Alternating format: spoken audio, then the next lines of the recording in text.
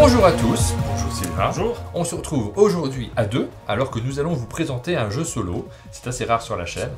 Il s'agit d'un jeu qui vous emmène dans l'espace. Nous allons passer à travers des warps. Vous savez, c'est ces zones de distorsion dans lesquelles on se lance avec notre vaisseau spatial pour essayer de retrouver notre chemin, passer d'un univers à un autre. Nous vous présentons aujourd'hui Warp's Edge, un jeu solo de Scott Almes, publié par Renegade, que l'on remercie, puisque nous réalisons cette vidéo en partenariat avec l'éditeur. Et comme d'habitude, on vous présente le jeu pour vous en donner la meilleure idée possible. Dans un premier temps, on va vous expliquer les règles.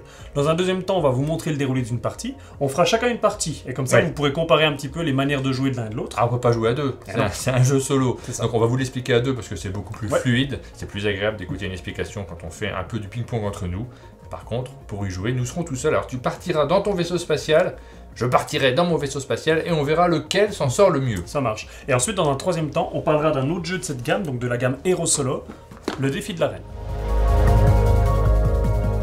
Dans Warp's Edge, nous allons partir à l'aventure à travers des univers variés. Notre mission, c'est de détruire le vaisseau mère qui nous attaque. Nous allons pour cela utiliser la mécanique que vous connaissez peut-être du bag building. Le bag, si vous connaissez forcément, c'est un sac.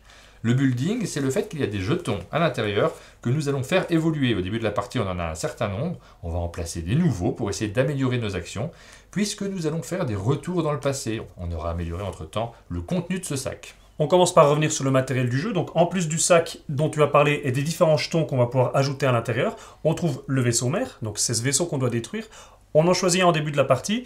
Il va définir un deck de cartes ennemies, donc un niveau de difficulté, et également différents pouvoirs pour réussir à le combattre. Donc on a également ce deck de cartes ennemies avec des cartes de 3 niveaux. Donc là on commence avec des niveaux 1. On a notre propre vaisseau qui va indiquer plusieurs caractéristiques, notamment un pouvoir spécifique et également une mise en place de départ pour les différents jetons. Et on a des cartes tactiques qui vont bien nous aider pendant l'aventure. Et vous voyez également sur la table une nouvelle que l'on va pouvoir lire, qui va nous plonger dans l'aventure. C'est un élément narratif que l'on retrouve également dans le défi de l'arène. C'est ça, c'est une originalité de la série Hero Solo. Et là on va suivre l'aventure de Taylor Mind. On va pouvoir lire l'histoire.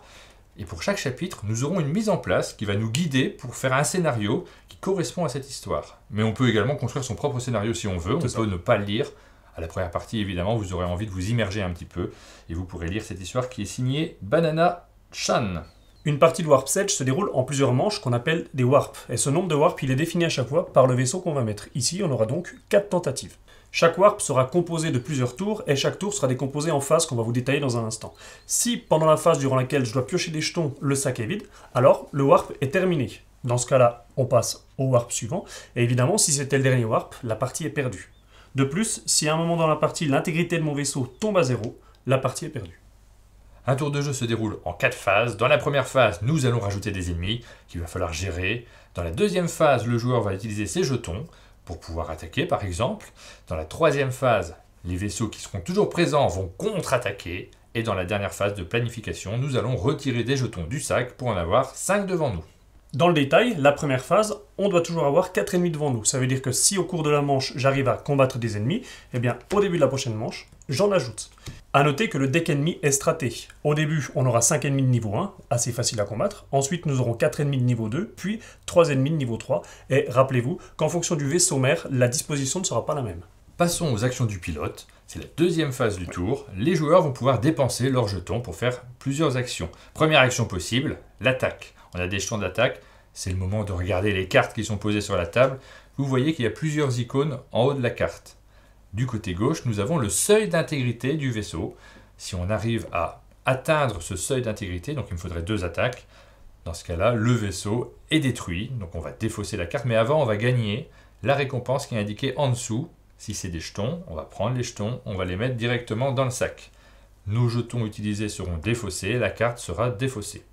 Si par contre on n'a pas utilisé suffisamment de jetons pour atteindre le seuil d'intégrité, si on n'en a placé qu'un, le vaisseau est quand même neutralisé. Donc il ne va pas attaquer dans le tour suivant, dans la phase suivante. Deuxième action possible, la manœuvre qui va se passer de la même manière, sauf que cette fois-ci on ne va pas regarder le seuil d'intégrité, on va regarder le seuil d'esquive. Donc là on voit qu'il est à 2. Si j'utilise un pion bleu, donc un pion manœuvre, je le place ici. Soit j'arrive à atteindre la valeur, le vaisseau est détruit, défaussé, soit il est simplement neutralisé. Et les jetons vont rester sur la table. Ça veut dire que pour le tour suivant, on aura la possibilité de continuer soit notre attaque, soit notre esquive, pour atteindre la valeur et puis défausser la carte. A noter que chaque vaisseau mère dispose de pouvoirs spécifiques. Par exemple, celui-ci, on ne peut pas l'attaquer tant que la ligne de défense n'est pas complètement vidée. En revanche, si on avait la possibilité d'attaquer le vaisseau mère, ça se déroule de la même manière. Je peux très bien mettre un laser, ou plusieurs, pour essayer d'atteindre les différentes valeurs. Si on arrive à détruire une partie du vaisseau, on pose dessus un jeton dégâts. Durant la partie, nous allons subir des attaques. Les premières attaques que l'on encaisse vont faire baisser notre bouclier. Et si jamais à un moment notre bouclier tombe à 0, c'est carrément l'intégrité physique de notre vaisseau qui va être abîmée. Alors sur cette carte, c'est particulier, vous voyez qu'on a assez peu de défense, mais il y a d'autres vaisseaux que l'on va pouvoir utiliser. Celui-ci, on a beaucoup. Ouais. Il y a 10 cases, ça dépend complètement des scénarios que l'on va vivre. Attention, on remarque que ce vaisseau il est un peu particulier parce qu'il n'a qu'un point d'intégrité. Je vous ai dit en début de partie que si l'intégrité tombe à 0, la partie était perdue immédiatement. Pour ce vaisseau, c'est pas le cas parce qu'on a un pouvoir particulier qui dit que si l'intégrité tombe à 0, on ne perd pas. En revanche, on passe direct au warp suivant. Et là, ça peut être problématique parce qu'on n'en a que 4 sur notre vaisseau mère. Ça accélère. Ouais, c'est quand même pas une très bonne nouvelle de baisser ce marqueur. Et justement, pour éviter cela, nous allons pouvoir réparer nos boucliers. On peut dépenser un jeton énergie, c'est indiqué sur le vaisseau, pour pouvoir remonter le niveau de bouclier de 2 cases. Autre action possible, utilisez un jeton power. Au début de la partie, en fonction du vaisseau que vous choisirez, vous aurez ici une liste de jetons que vous allez mettre donc en place.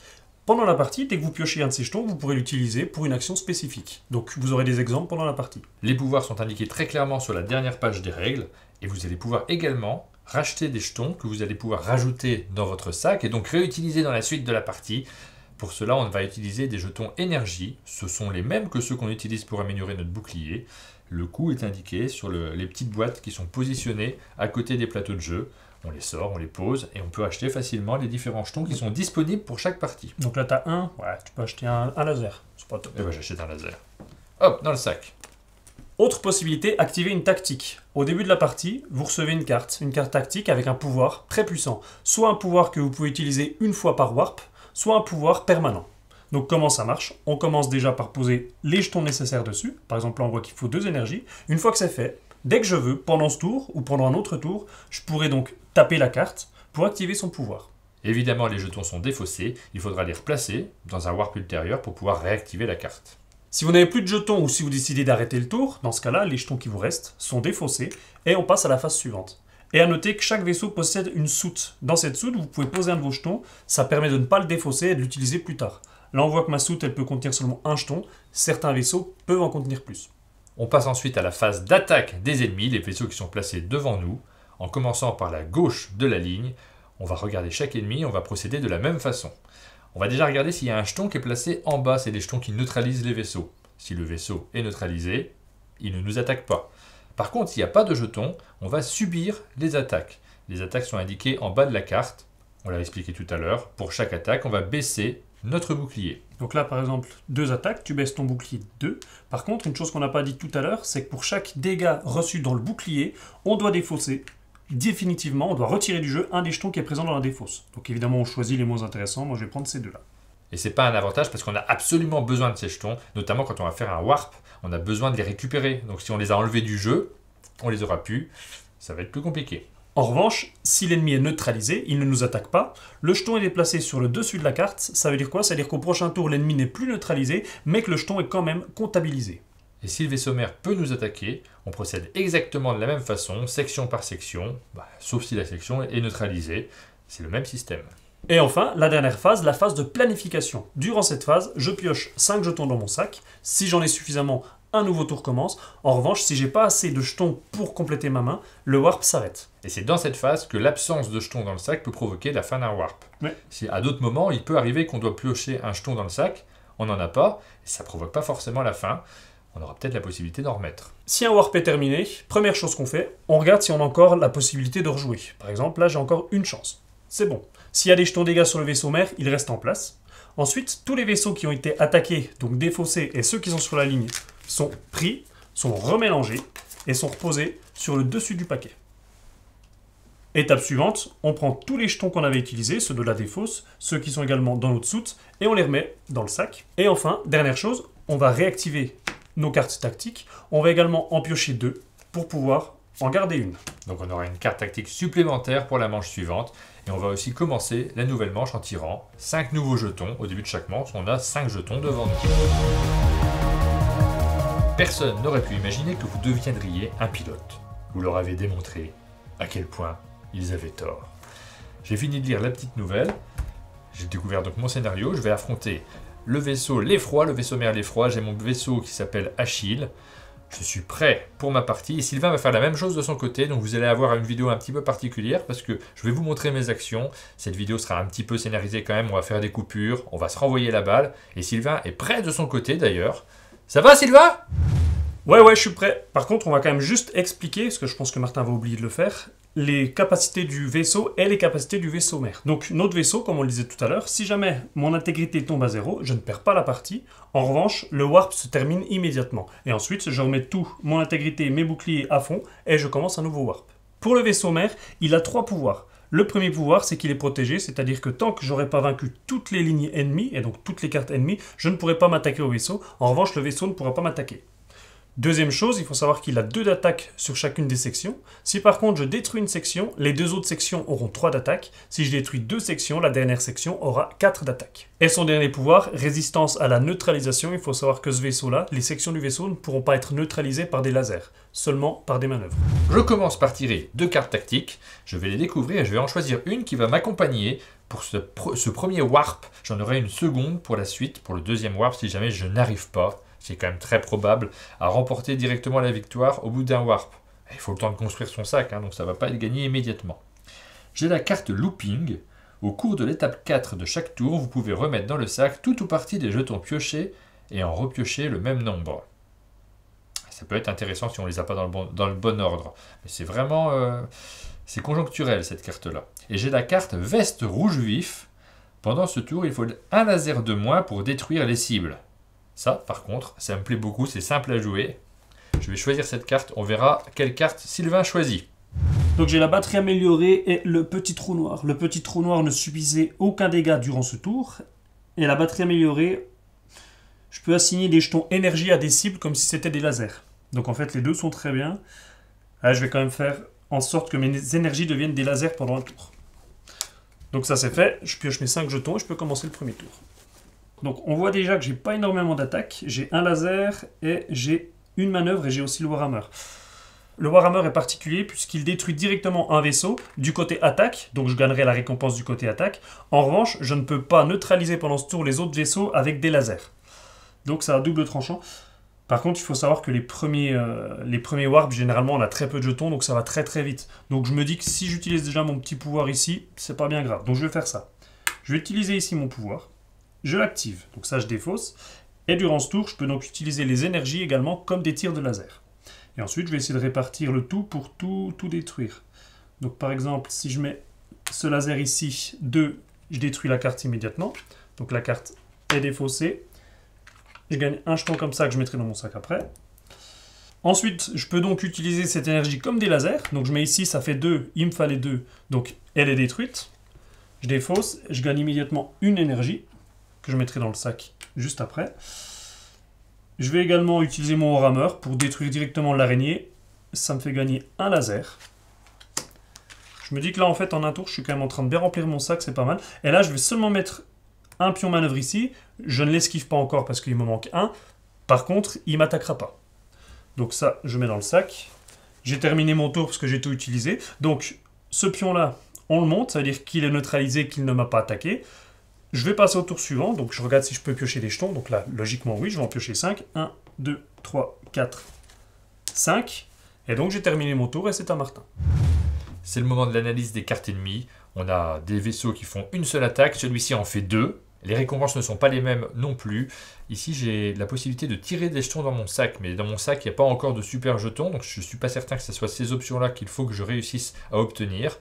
Par contre, je vais avoir des vaisseaux qui vont me donner de nouveaux jetons d'attaque qui vont aller dans le sac. Ça me paraît pas mal. 2 si je l'évite, un seul si je l'attaque. Et j'ai également des jetons d'évitement que je peux récupérer, des jetons d'énergie et d'attaque. Ça a l'air pas mal. Alors, que faire exactement? Bon, déjà, je vais essayer de ne pas trop me prendre d'attaque dans la figure. Je vais placer une esquive sur ce vaisseau-là, puisque les récompenses m'intéressent au plus haut point. Je vais placer également une esquive sur ce vaisseau-là, parce que la récompense d'attaque ne m'intéresse pas. Donc assez logiquement, je le place là. Et puis sur les deux autres, je vais placer des jetons d'attaque. Ça va me permettre de tout neutraliser. Maintenant, j'ai mes 2 énergies. Je pourrais les utiliser pour acheter quelque chose. Mais il y a quand même il y a plusieurs éléments qui valent 3 énergies qui me semblent super intéressants. Je vais donc le placer dans ma soute et je n'utilise pas à ce tour. Je vais attendre d'avoir une 3e énergie. Je pense que ce serait peut-être un meilleur choix. J'attaque le 2e tour, donc on va commencer par remettre des ennemis. Et on a déjà des ennemis orange. Donc les ennemis orange, on voit qu'ils sont beaucoup plus puissants, ils font beaucoup plus de dégâts. Donc je vais réfléchir un petit peu à ce que je fais. Et ben, c'est des ennemis puissants, par contre là je pense que je peux éviter tous les dégâts. Donc je vais déjà mettre une manœuvre ici, comme ça j'esquive la carte, elle est défaussée. Elle me rapporte immédiatement un laser de niveau 1 et une énergie de niveau 1. Je rajoute tout ça dans mon sac. Hop, je défausse tout ça. Et là, il me reste 3 lasers et une manœuvre. Donc, ce que je peux faire, c'est... Je peux attaquer ce vaisseau, je peux attaquer ce vaisseau, je peux attaquer les 3 vaisseaux, en fait, histoire de les neutraliser. Et cette manœuvre, je vais la garder dans ma soute pour un dernier tour, parce que je pense que je vais encore pouvoir piocher suffisamment de jetons. Donc, c'est aux ennemis d'attaquer, ils sont neutralisés. Donc, on monte tout ça. On regarde si je pioche 5 jetons au moins. 1, 2, 3, 4, 5. C'est tout bon pour moi, donc je vais pouvoir attaquer le prochain tour. C'est le moment de regarder les jetons. Nous avons les pulsions photoniques. Donc ça, ce sont des lasers que l'on va placer entre 2 cartes et ça permet de taper les 2 cartes. D'ailleurs, quand une carte est détruite, le laser reste. Elle tapera quand même la seconde. Nous avons également l'overdrive. Ce sont des manœuvres. Donc c'est pour esquiver les cartes. Ça a exactement le même fonctionnement que les pulsions photoniques. Nous avons également le Warhammer. C'est très puissant le Warhammer, ça permet de détruire immédiatement une carte, quel que soit le coût qui est exigé, en attaque donc. Mais attention, quand on joue un Warhammer, pendant ce tour-là, on ne pourra pas neutraliser les autres vaisseaux avec des attaques. Ensuite, nous avons l'Electrobot. Ce jeton est utilisé comme un laser, et quand la cible est vaincue, il est assigné à une autre cible. Il ne peut juste pas la neutraliser, mais c'est quand même très utile. Enfin, nous avons le jeton réorganisateur, c'est peut-être le plus puissant de ceux que nous avons devant nous aujourd'hui. Quand on joue ce jeton, on va choisir dans notre tête un type de ressource, un type de jeton, que l'on va tirer dans le sac. Si jamais on ne s'est pas trompé, si on tire le bon, on va gagner immédiatement un des jetons power de notre choix qu'on va placer devant nous et qu'on va rajouter au jeton qu'on a tiré. Donc c'est super utile. Par contre, on n'est pas certain d'avoir le bon jeton. Il y a une forte part d'aléatoire. Je ne suis pas sûr de le jouer. On verra si Sylvain est plus chanceux et joue davantage avec l'aléatoire que moi. Moi, je vais choisir une pulsion photonique. Donc, je dépense 3 énergies et je passe cette pulsion dans mon sac. J'espère le tirer très rapidement. Ensuite, il me reste un jeton d'énergie. Donc, soit je rachète une attaque, parce qu'un jeton d'attaque, ça coûte 1. Soit je le place pour activer ma carte tactique. Auquel cas, pendant ce tour, il me faudra un laser de moins pour détruire des cibles. Je vais essayer ça. Je vais ensuite poser mes jetons. Alors pendant ce tour, il me faudra un laser de moins pour détruire des cartes. Donc cette carte est déjà détruite. Elle avait déjà un laser. Donc ça va dans ma défausse. La carte est enlevée et je vais gagner un jeton manœuvre que je vais rajouter dans mon sac. Ici, pour détruire cette carte, il me faudrait de nouvelles attaques. Donc je vais poser mes 2 attaques dessus. Ça en fait 3, donc c'est même plus que ce qu'il faut. Ces 2 jetons vont dans ma défausse. Cette carte est défaussée également. Et je gagne une attaque supplémentaire que je remets dans le sac. Cette carte-là, je vais lui rajouter une 2e manœuvre. Donc je vais gagner une attaque, mais de puissance 2. Ça va m'être bien utile. Je la mets dans le sac également. Et la carte est détruite. Et enfin, la dernière, je ne peux pas la détruire, mais je vais la neutraliser avec cette attaque. Alors, je vais commencer par détruire ce vaisseau. Alors, je ne sais pas si c'est très utile, parce que ça va me permettre de piocher 3 jetons. Donc, je pense que j'en ai plus 3. Ouais, donc voilà, j'en ai plus qu'un. J'en ai plus qu'un, mais on rappelle que c'est vraiment à la dernière phase du tour que le tour s'arrête. Là, pour l'instant, je peux quand même continuer mon tour. Donc, j'ai gagné une manœuvre. J'ai 3 énergies. Je vais les dépenser tout de suite. Et je vais pouvoir acheter quelque chose. Et je pense que je vais m'acheter un overdrive. L'overdrive, ce qui est très bien, c'est que je vais pouvoir le placer entre 2 cartes. Et ça esquivera les 2 cartes. En fait, ça sera utilisé comme une manœuvre entre 2 cartes. Donc, je le mets directement dans mon sac. Voilà, en fait, je me rends compte que j'ai fait une belle erreur. C'est que le jeton, j'aurais dû l'acheter en début du tour, puisqu'après, je détruisais la vipère. Et la vipère me faisait piocher des jetons dans le sac. Donc, j'aurais pu avoir un jeton supplémentaire. Bon, après, ça fait partie des erreurs du jeu. Par contre, là, vu que c'est la fin, c'est vraiment la fin du warp, il faut juste pas que je prenne des dégâts pour rien. Donc, ce que je vais faire, je vais mettre un laser ici pour simplement neutraliser. Je vais mettre ici et ici 2 manœuvres pour neutraliser les 3 vaisseaux. Aucun n'est détruit, mais au moins, je ne reçois pas d'attaque. Donc là, hop, Le tour est fini.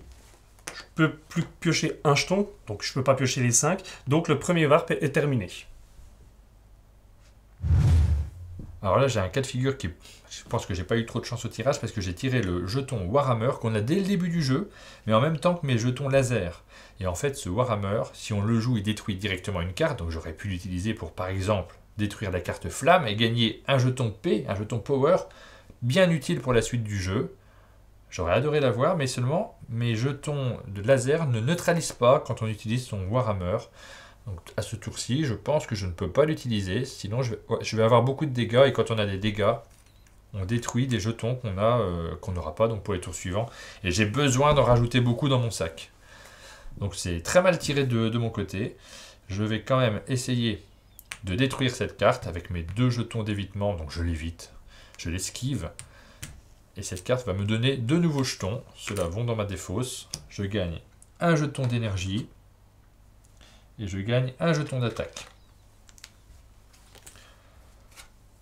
Ensuite, je vais bloquer très certainement ces 2 cartes-là en jouant cette carte qui se joue entre 2 cartes, donc c'est pratique. Cette tuile de pulsion photonique. Le rameur, je ne vais pas le jouer.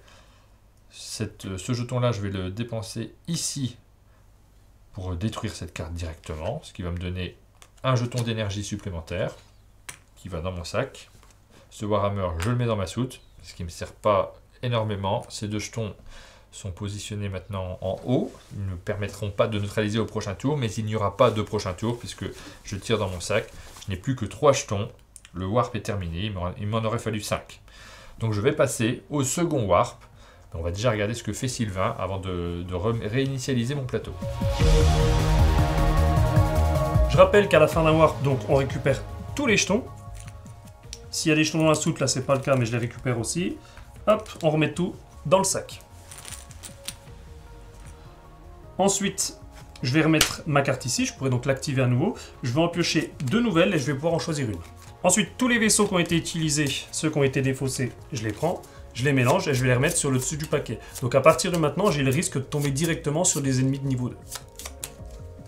Donc je vais neutraliser un des vaisseaux, celui-là, en utilisant ce jeton manœuvre, et celui-ci en utilisant cette attaque.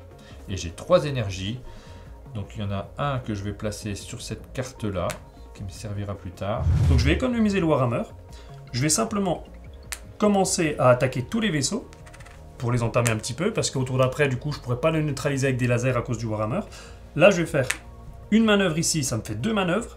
Du coup, cette carte, elle est défaussée. Ça me laissera juste une place pour accueillir un niveau 2 que je pourrais détruire après. Je vais dépenser les 3 énergies, celles que j'avais dans ma soute, et celles que j'ai récupérées pendant ce tour-là pour gagner un nouveau jeton. Je vais prendre un 2e overdrive. Ça me sera bien utile.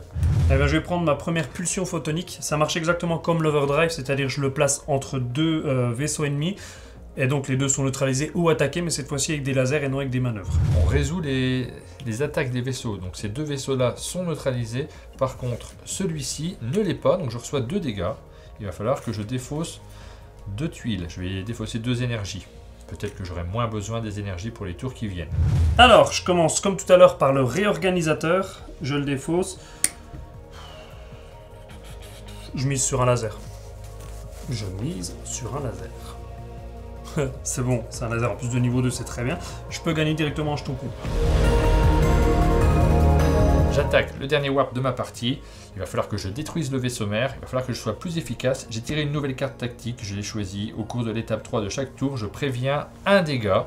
Et j'ai une première situation à affronter. J'ai un vaisseau siphon. Il a un pouvoir. Il affiche 4 dégâts.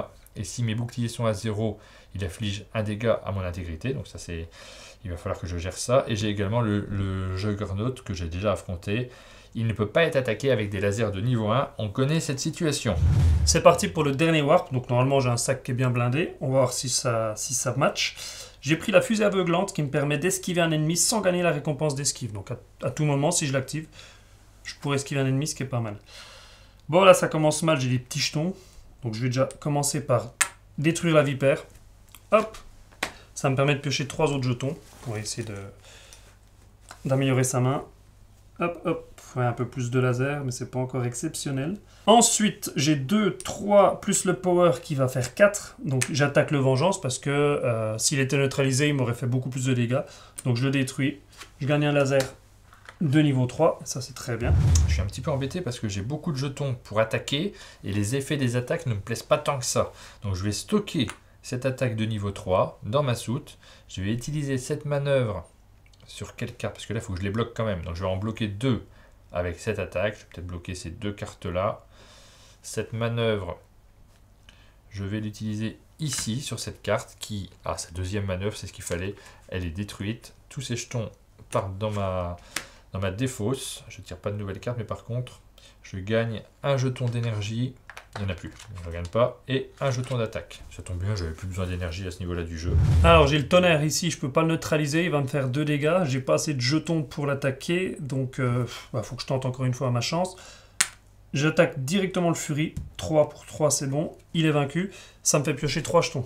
Donc normalement, je devrais avoir de quoi attaquer le tonnerre, enfin j'espère. 1, 2, 3. Ouh, oui, ça passe.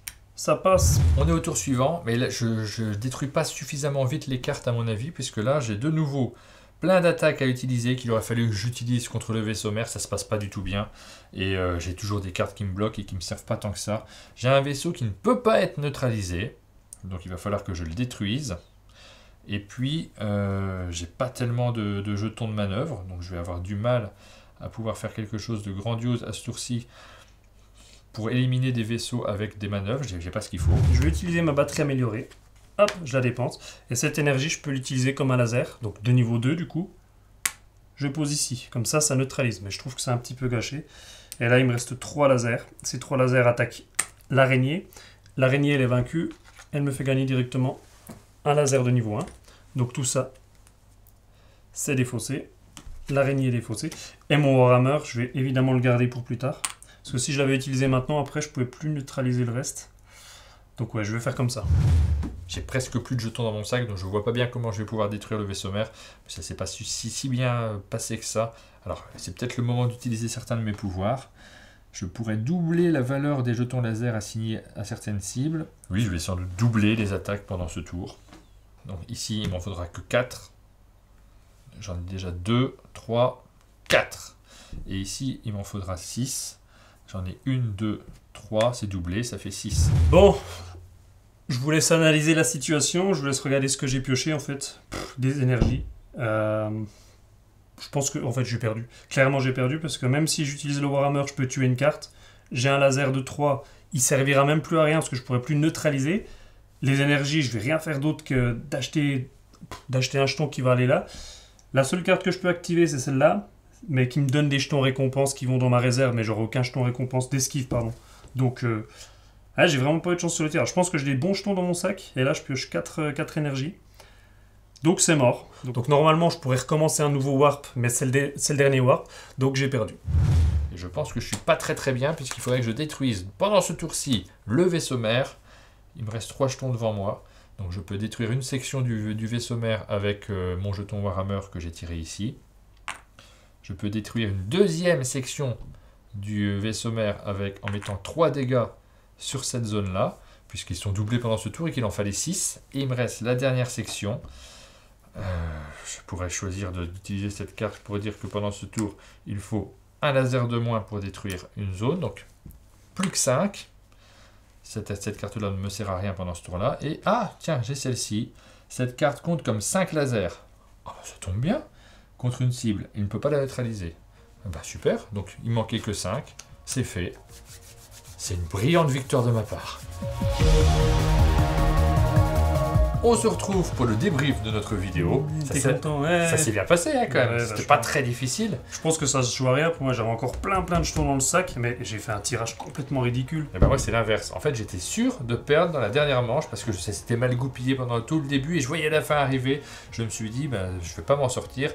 Et j'ai été très surpris sur la toute fin de partie, puisque je me suis rendu compte qu'avec 3 jetons, j'arrivais à éliminer le vaisseau mère, avec presque rien. Je pensais vraiment que j'allais Et tu me perdre. disais, ça s'est vraiment joué à rien, toi. Ah oui. D'accord. Mais alors moi, je me pose une question, parce que généralement, dans les deck building, il y a toujours, tu sais, ce moment de bascule pendant lequel on se dit, allez, cette fois, on doit se défausser des mauvais jetons. Et en fait, là, moi, je l'ai pas fait. J'ai essayé de garder un maximum de jetons. Et je me rends compte que quand, dans un tour, à la fin, tu vois, j'ai pioché ça. 5 jetons, donc 4 énergies qui m'ont servi à rien. Ouais. Je me dis que si j'avais peut-être essayé d'épurer un petit peu mon sac au cours de la partie, j'aurais peut-être eu un autre résultat. C'est un back building. Un pas back building, deck c'est ça. building, Ouais, c'est mais un en fait, petit peu différent. c'est comme dans les deck building, est-ce que c'est la même logique? En fait, très clairement, vous avez vu des parties de joueurs qui ne sont pas encore experts. On en a C'est ça. fait avant de réaliser la vidéo, mais on n'a pas encore l'expertise qui fait qu'on sait comment réagir en fonction des scénarios, puisque ça ne va pas être toujours les mêmes systèmes pour chaque histoire. Parfois, peut-être qu'il va falloir épurer au maximum ce qu'il y a à l'intérieur de notre sac pour pouvoir avoir des attaques qui combattent bien. C'est un risque, ça ferait moins de jetons, donc des warps peut-être plus rapides, mais par contre des meilleurs jetons directement, donc des plus belles mains. Et puis parfois, il va falloir acheter, comme dans un deck building dans lequel, effectivement, les jeux de cartes dans lesquels on va choisir la carte qui fonctionne bien, cette fois-ci, il faudra acheter le jeton qui sera indispensable pour ce scénario-là. C'est ça. Il va falloir l'anticiper et calculer des interactions entre nos différents jetons qui soient efficaces. Alors, on n'est pas encore au point. Moi, je me suis dit en jouant qu'il aurait peut-être fallu que je m'organise différemment. C'est le genre de jeu où, justement, c'est bien de ne pas gagner systématiquement à la première partie. Là, on est dans le niveau facile. Ah oui, je précise la difficulté 1. Donc, Oui. bon, toi, t'as gagné, donc tu peux passer à un niveau J'ai gagné difficulté avec de la chance. plus compliqué. Donc, on a encore à s'améliorer. Vous aurez à vous améliorer si vous jouez à Warp's Edge. Et avant de conclure cette vidéo, on voulait revenir aussi sur le défi de l'arène. Ouais, donc le défi de l'arène, c'était le premier jeu de la série Hero Solo, donc tu l'as de ton côté. C'était un jeu qui avait la même idée, donc on a une nouvelle au début qu'on peut s'amuser à lire pour vraiment s'imprégner de l'ambiance. Et ensuite, cette fois-ci, c'était plus un jeu de dés. On n'était pas sur un back building. Le système n'a rien à voir, c'est un système complètement différent, mais on retrouvait dans la boîte également cette petite nouvelle que l'on lit et qui nous met dans l'ambiance. Ouais. C'est pas le même auteur de jeu, cette fois-ci c'est Clan Kenko, si je ne me trompe pas. Can Klenko, l'auteur de Mission Pas Possible, également chez Renegade. L'éditeur d'ailleurs, Ori Games Renegade, nous a signalé qu'il cherchait des auteurs qui sont capables de rédiger une histoire, de concevoir des interactions entre un système de jeu très malin qui se joue en solo, parce que c'est le principe de cette collection-là, et une petite nouvelle. Donc ils sont à l'écoute. Si vous avez des bonnes idées, si vous êtes auteur, n'hésitez pas à leur proposer des choses, ça pourrait les intéresser. En tout cas, maintenant, vous savez comment marche Warp's Edge, vous savez ce qu'il faut faire et ne pas faire pour tenter de gagner une partie. On remercie l'éditeur pour sa confiance. Et comme d'habitude, si cette vidéo vous a plu, n'hésitez pas à mettre un j'aime, des commentaires, abonnez-vous à la chaîne Un Monde de Jeu pour ne rien louper de notre actualité, et on vous dit à bientôt.